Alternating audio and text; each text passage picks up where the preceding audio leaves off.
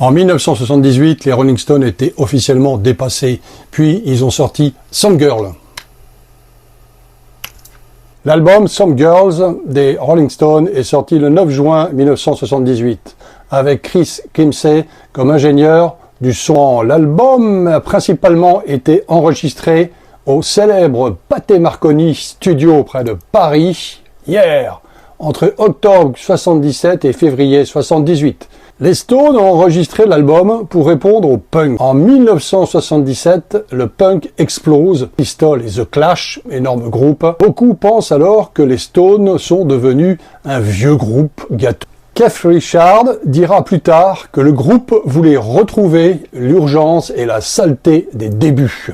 C'est pour ça que Some Girls est beaucoup plus sec, nerveux, agressif que les albums précédents. Même la batterie de Charlie Watts est mixée plus brutalement. Pour balancer l'effet du punk, du mouvement punk, ils avaient peur que ça les balaye complètement. Miss You était détesté par Keith Richards.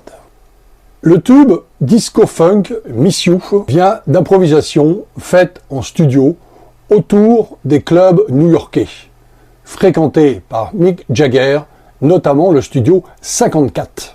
Keith Richards trouvait au début que ça ressemblait trop à la musique disco commerciale.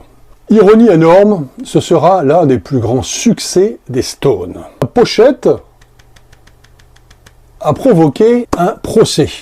La couverture originale de l'album reprenait des visages de célébrités féminines dans un style magazine publicité vintage. Il y avait à l'époque des stars de l'époque, bien entendu. Certaines stars n'avaient jamais donné leur autorisation et plusieurs plaintes ont éclaté. Résultat, certaines éditions ont dû être modifiées ou bien retirées. Keith Richards enregistrait parfois allongé par terre sur cet album. Pendant les sessions parisiennes, Keith était encore très marqué par ses addictions et ses nuits sans sommeil.